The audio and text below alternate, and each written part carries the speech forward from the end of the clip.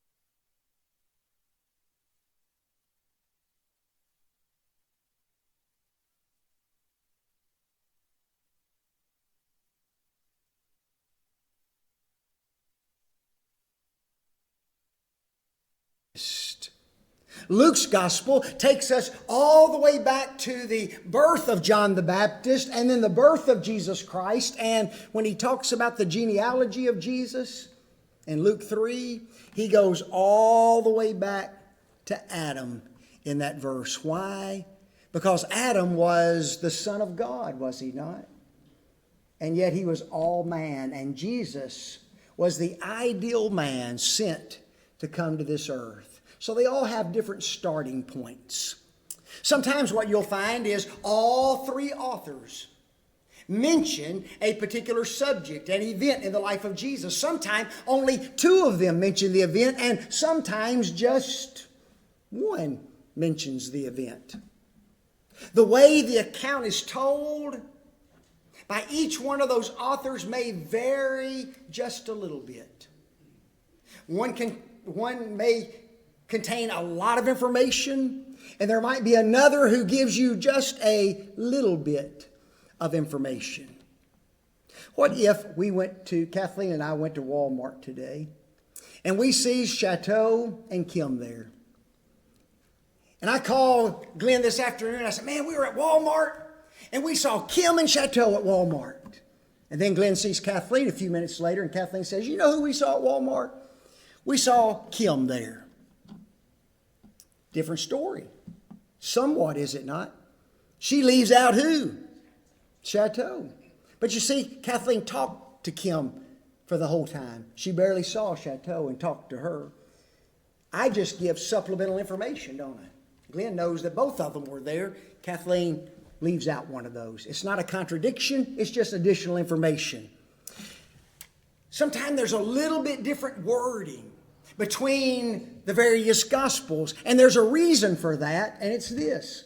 My friends, when those men were inspired by the Holy Spirit spoke through those men, literally.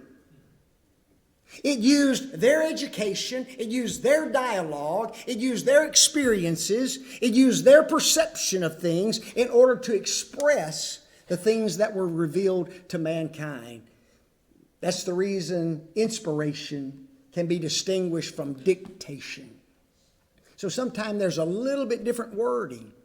We've already talked about this just a little bit. The three different writers write from three different perspectives. They're addressing three different audiences. Matthew to the Jews, Mark to the Romans, Luke to the Gentiles. And because their purposes are different, sometimes their wording and their selection of material is going to be different. John's gospel, on the other hand, is absolutely unique, is it not? Totally different from all the others.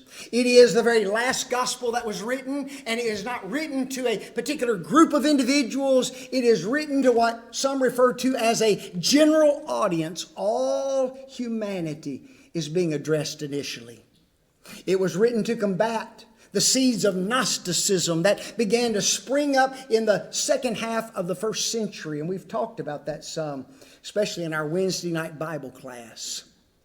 John's gospel is in chronological order, but he has a totally different purpose in mind than the other gospel writers. And he mentions it in John 20, 30, and 31. Many other signs truly did Jesus in the presence of his disciples, which are not written in this book, he said. But these, the ones that I've recorded in my gospel, these are written that ye might believe that Jesus is the Christ, the Son of God, and that believing ye might have life through his name.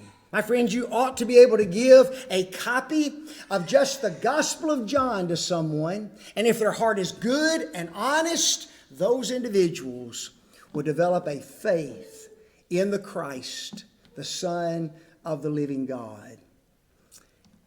John only focuses on 8 days in the life of Christ. Isn't that something? 21 chapters, and he focuses specifically only on 8 days in the life of Jesus. Once he gets past what is known as the prelude, John 1, 1 through 18. Verse 19 has these words, and this is the record of John, 8 days. John gives us a lot of information in his Gospels that are not found in any of the other Gospels. He is the only one who records the prelude of John 1, 1 through 18. He's the only one who makes mention of the first miracle of Jesus turning water into wine in John the 2nd chapter. He is the only one who records the conversations with Nicodemus in John 3 and the woman at the well of Samaria, John 4. He's the only one who talks about the raising of Lazarus from the dead in John 11. He's the only one who gives us the complete discourse of Jesus in the upper room, John chapters 13 through 17 that we've been discussing. And he is the only one who tells us about Jesus' conversation with Peter after the resurrection. Peter, lovest thou me more than these? Yea, Lord, thou knowest that I love thee. When thou art converted, feed my lambs. The only writer who tells us about all of those things. Aren't you glad we have the Gospel of John? It's okay to study each gospel independently. If you want to just study Matthew, that's fine. Just study Matthew. Or Mark or Luke or John. But you do need to remember this, that there are accounts that give additional information oftentimes. And if you want to know about the totality of Jesus' life, my friend, you must study all 4 of the gospel narratives. And yes, they are in chronological order.